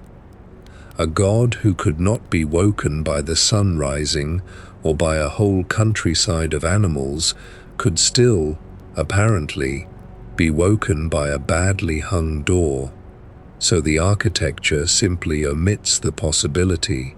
Out of the bottom of the cave, the water of Lethe comes, and Ovid describes the sound of it with a precision that gives the whole chamber its pulse. Waves gently murmuring over a gravelly bed, and the murmuring invites to slumber. It is the only permitted noise in a place built to have none, and it is permitted because it works in the god's favor. At the entrance the poppies grow, and other herbs with them, and here Ovid adds the piece of household economy that no one else supplies. Night gathers them. She comes to that threshold, takes what she needs from those beds, and with their juice she spreads sleep across the darkened lands. The plants at the doorway are not decoration, they are the supply. At the center of the main chamber, on a black couch that Ovid calls downy soft, the god himself lies in languorous repose. Around him lie his sons, and their number is the point of them. Empty dream shapes, mimicking many forms, as many as there are ears of grain at harvest time, as many as leaves on the trees, as many as grains of sand cast up on a shore. 1,000, Ovid says elsewhere, which is a Roman way of saying that counting is not the right activity here. They lie heaped and scattered across the floor of the cave like something that has drifted in. 3 of them have names, and the names are worth hearing carefully, because each one describes a different way a dream can lie to you. Morpheus is the fashioner. His name comes from the Greek word for form or shape, and his work is the human likeness. Ovid says, "No other is more skilled than he at representing the gait, the features, and the speech of men," and adds the details that a lesser poet would have left out, the clothing also, and the accustomed words of each. Not merely a face, the way a particular man walks into a room, and the phrases he always uses, and the tunic he was always wearing when he used them. Isolus is his brother, and his name means like. That is what the gods call him. Men call him Phobator, the frightener, and the two names describe the same performance from two sides. He takes the form of beast or bird or the long serpent. Whatever comes at you in a dream on four legs or on none, and whatever passes over you with wings, is his work. Phantasos handles everything that does not breathe. He puts on the deceptive shapes of earth, of rocks, of water, of trees, of all lifeless things. He is the reason a dream has a floor and a wall and a river in it. The scenery no dreamer ever questions while inside it. Between the three of them, they can staff any night the mind is capable of. And the honest thing to say about them is that no source earlier than Ovid mentions them at all. Tripp judged them to be literary rather than mythical concepts, figures made by a poet for a poem rather than powers anyone ever prayed to. Griffin suggested that the division of dream forms among a set of brothers, and possibly the names themselves, may have been Hellenistic in origin, worked out by scholars and poets in the centuries between Homer and Rome, and inherited by Ovid rather than invented by him. Either way, nobody built them a temple. They exist for one errand, and the errand is the reason Ovid described the cave in the first place. Styx has drowned.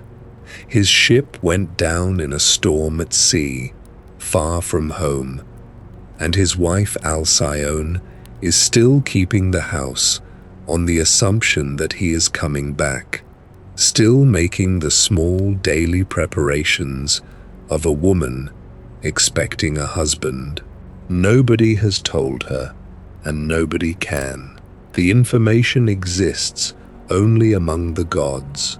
Juno decides that she should know, and sends Iris to fetch the messenger. The instruction is exact. A dream is to be sent to Alcyone in the shape of Styx himself. Iris goes down into the cave, and Ovid gives her the one piece of physical difficulty the place can offer. The Somnia are lying everywhere across the floor between the entrance and the couch, and she has to brush them aside with her hands to make a path, wading through sleeping dream shapes the way you would wade through long grass. And it is not her voice that wakes the god at the end of it. It is her clothing. The rainbow messenger of the gods cannot enter a room without gleaming, and that gleam, in a chamber where the sun has never once arrived, is enough to lift the eyelids of sleep himself. She addresses him beautifully, and the words are worth having whole, because they are the kindest thing said to him anywhere in Latin. Thou rest of all things, sleep, mildest of the gods, balm of the soul, who puttest care to flight, soothest our bodies worn with hard ministries, and preparest them for toil again. Every clause is a job description. Rest of all things, mildest of the gods, the one who puts care to flight, who soothes bodies used up by hard service, and, in the last phrase, who prepares them to be used again. That final turn is the ancient understanding of what sleep is actually for, stated in passing by a messenger in a hurry. It is not a reward at the end of a life of work. It is the repair between one day of it and the next. Then she gives the order, fashion a shape that shall seem true form, and send it to Alcyone, and she leaves at once, immediately, without waiting for an answer, because she can feel the room beginning to work on her, and knows that a messenger who lingers in that cave will not be leaving it at all. Somnus does not rise. He wakes Morpheus out of the crowd of his brothers, hands the commission across, and lies back down on the black couch, and the whole errand of grief is passed to a subordinate within a sentence. What Morpheus does with it belongs to the most tender passage in the Metamorphoses, and afterwards, in Ovid's telling, Ceyx and Alcyone are both turned into birds, so that the marriage the storm ended continues in another shape entirely over the same water. His brother's career ran on very different terms. Death, in the older tradition, was the one power with no negotiation in him, disliked by mortals and by gods alike, and yet twice a single mortal got the better of him. Sisyphus was king of Corinth, and when his time came, Zeus sent Thanatos to bind him in Tartarus. Death arrived with the shackles, and the king asked to be shown how they worked. It is the oldest trick in any story, and it worked on a being who had presumably never before been asked a question by anyone he came to collect. Death demonstrated the fastening on himself, and Sisyphus closed it.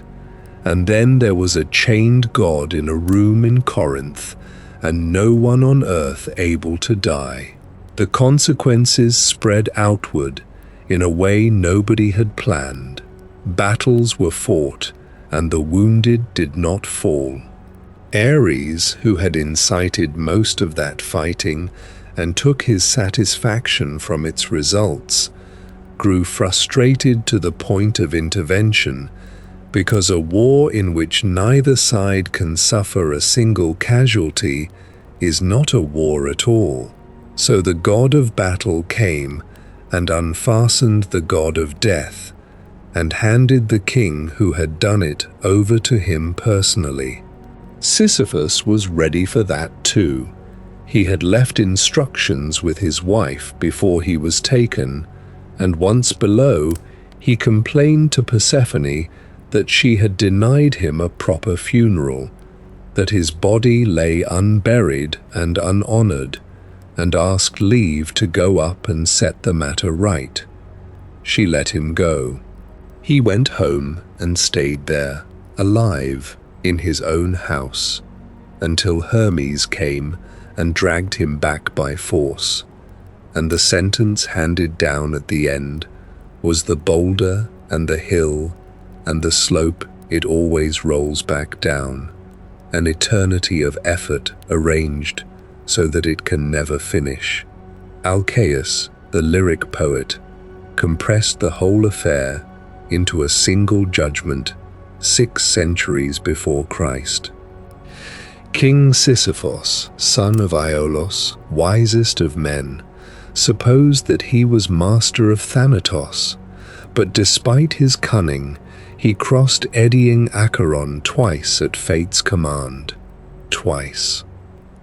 The cleverest man alive bought himself one extra crossing of the river, and the river was still the river. Only once was a life actually taken back, and it took Heracles to do it. Alcestis had offered her own life in exchange for her husband's, and King Admetos of Pherae had accepted the exchange, and the day came when death climbed up out of Hades to collect what had been promised. Heracles was staying in that house as an honored guest, and when he learned what was happening under the roof that had fed him, he decided that the way to repay the hospitality was to go outside and take hold of death. Euripides gives Thanatos the flat, bored voice of an official being delayed. Much talk, he says. Talking will win you nothing. All the same, the woman goes with me to Hades' house.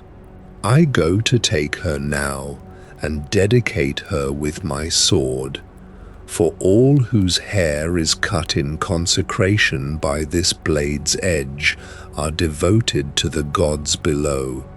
It is the voice of a god who has stood at doors like this one more times than any living person could count, and who has never once been turned away from what he came for. He is not persuading anyone. He is only reporting what will happen.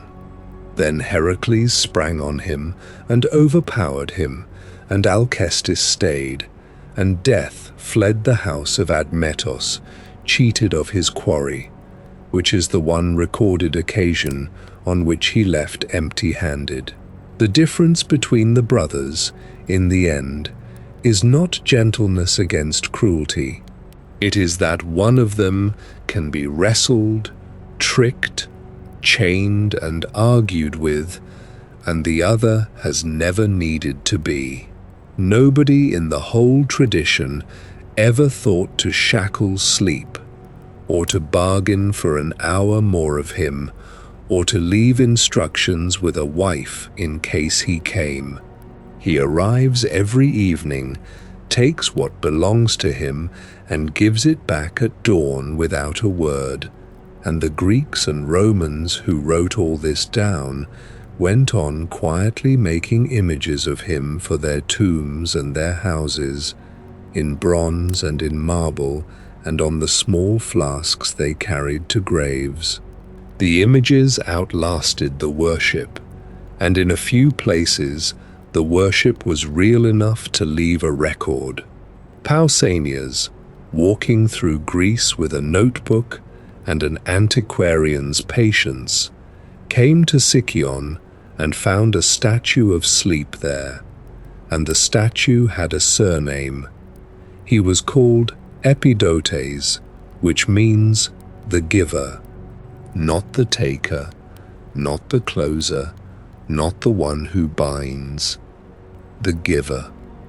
Whatever the Sicyonians thought they were doing when they set that figure up, they had decided that the nightly arrival of unconsciousness was a donation made to them, and they carved the word into his title so that no one could mistake the transaction for a robbery.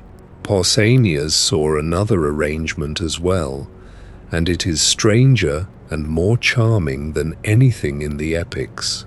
Two figures stood together, an Oneiros, one of the dreams, and beside him Hypnos, and Sleep was shown in the act of lulling a lion to sleep.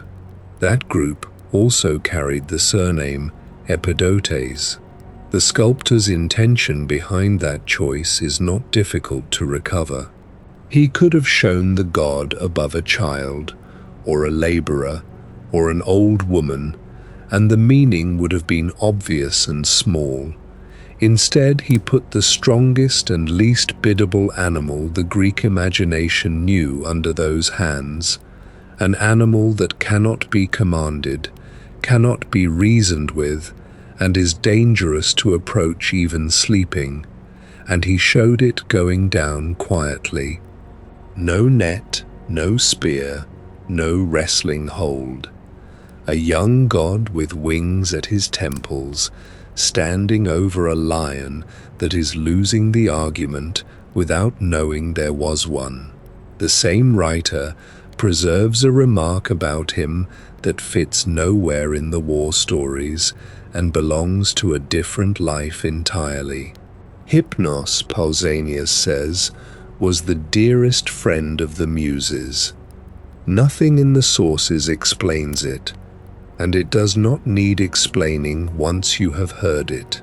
The Muses give song, memory, the sudden arrival of a line that was not there a moment before. Sleep gives the state in which the mind stops guarding itself.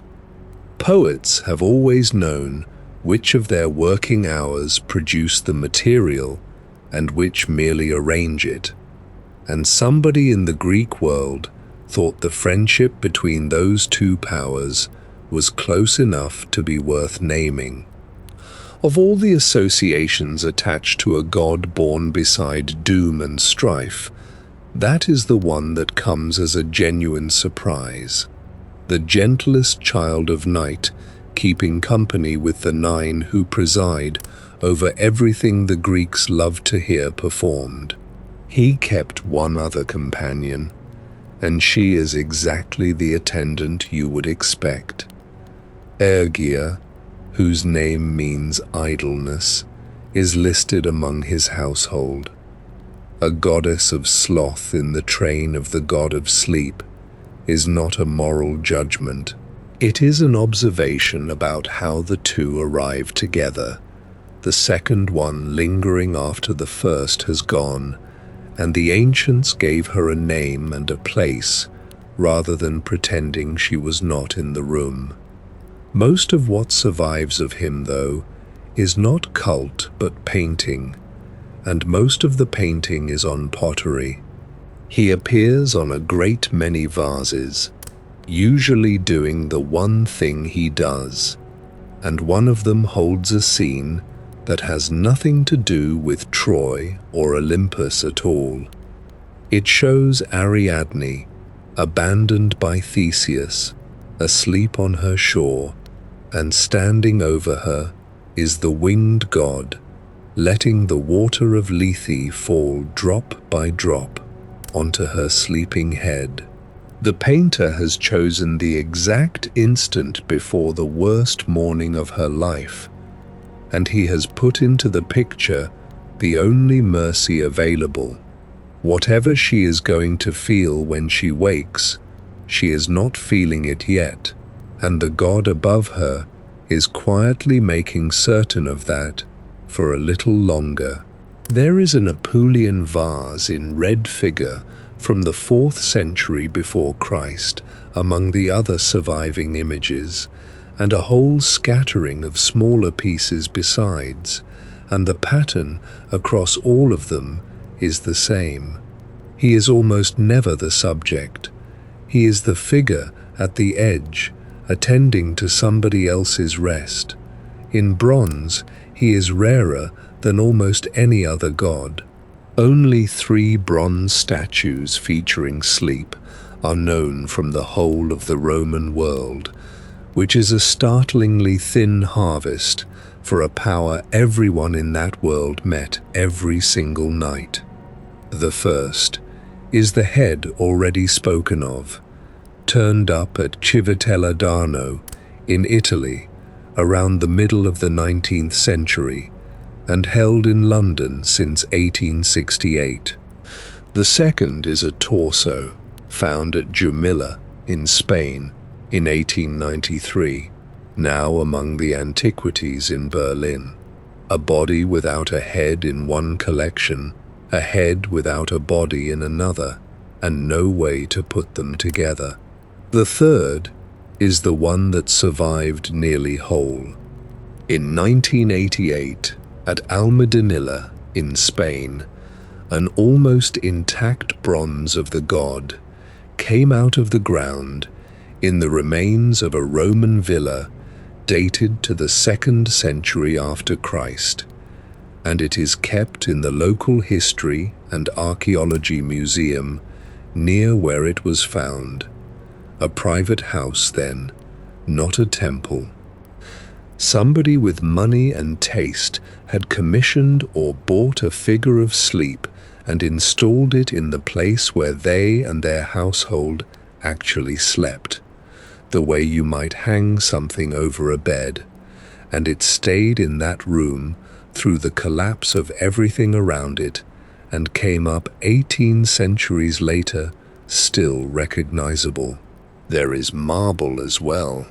A head of Hypnos was recovered from the villa that the Emperor Hadrian built at Tivoli around the year 120, the great retreat he laid out within reach of Rome, and it rests now in the National Roman Museum. An emperor who could have filled his country house with victories and conquests and imperial faces found room in it for the God who does nothing but bring rest, which tells you something about what the powerful actually want when they finally go somewhere quiet. And then the temples closed, and the villas fell in, and the vases went into the ground with the people who owned them, and the god should by every reasonable expectation have gone silent along with all the other personifications in his mother's enormous family. Moros and Oises and Geras are known now to specialists and to nobody else. Sleep is different, and the difference is a matter of language rather than belief. His name got borrowed. In the 1820s, a Frenchman named Étienne Félix Denain de Cuvillers wanted a word for a phenomenon that was being argued about all over Europe, and he built one out of the Greek for nervous sleep. The Scottish surgeon James Braid took up the shortened form around 1841 and gave it the currency it has held ever since, and the credit has been handed to Braid alone, often enough that the record now carries a correction attached to it. 26 centuries after Homer sat a winged god in a pine tree on Gargarus, his name was pulled out of the old poems and fastened onto a 19th century medical controversy. Nothing in the ancient material corresponds to that controversy, and the gap should be kept open rather than papered over. The Greeks had no notion of induction or suggestibility, or the modern quarrel about what such a state is and whether it exists at all.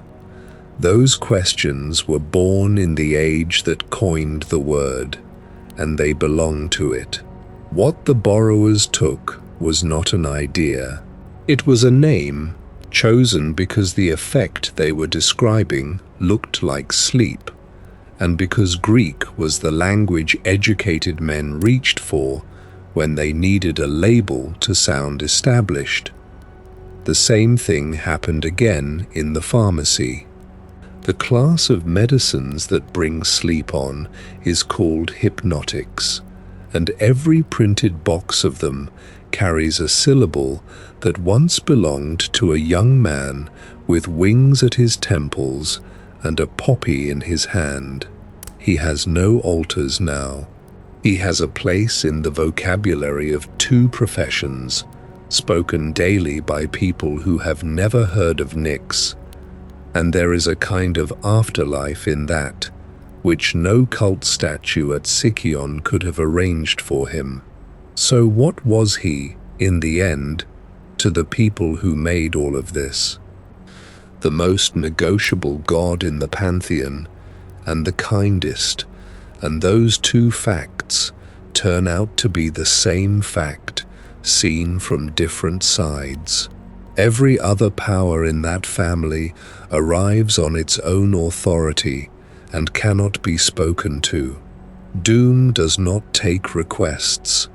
Old age does not accept an oath. Strife has never once been asked to wait outside. Sleep can be approached, bargained with, offered a chair, promised a bride, and refused, and he can refuse in turn, and he can be frightened, and he can run to his mother's house and be hidden there like anybody's son. The Greeks noticed that softness and did not mistake it for weakness. A god who can be bargained with is a god who has something you want, and half of every life is not a modest holding. He takes it from everyone, from the king on the mountain, and the helmsman at the tiller, and the woman keeping a house for a husband who is already drowned, and he takes it without a single instrument of force. No chain, no blade, no weather. He arrives at the ordinary hour, and the strongest will in the room hands itself over, and in the morning the whole of it is given back, with the day's damage quietly repaired. For all of that, he asked one payment, once, and the payment was a wife. Set beside what the other Olympians spent their centuries demanding, cities and sacrifices and honors and revenge, the modesty of that account is nearly funny. He is owed half of the human race in perpetuity, and he has never sent a bill. The Sicyonians had it right when they carved the word giver into his title. And there is a quiet courage in the way the ancient world settled its own relation to him, because surrendering consciousness every evening to a brother of death is not, on the face of it, a comfortable arrangement. They could have called it a small dying. Some of their poets came close.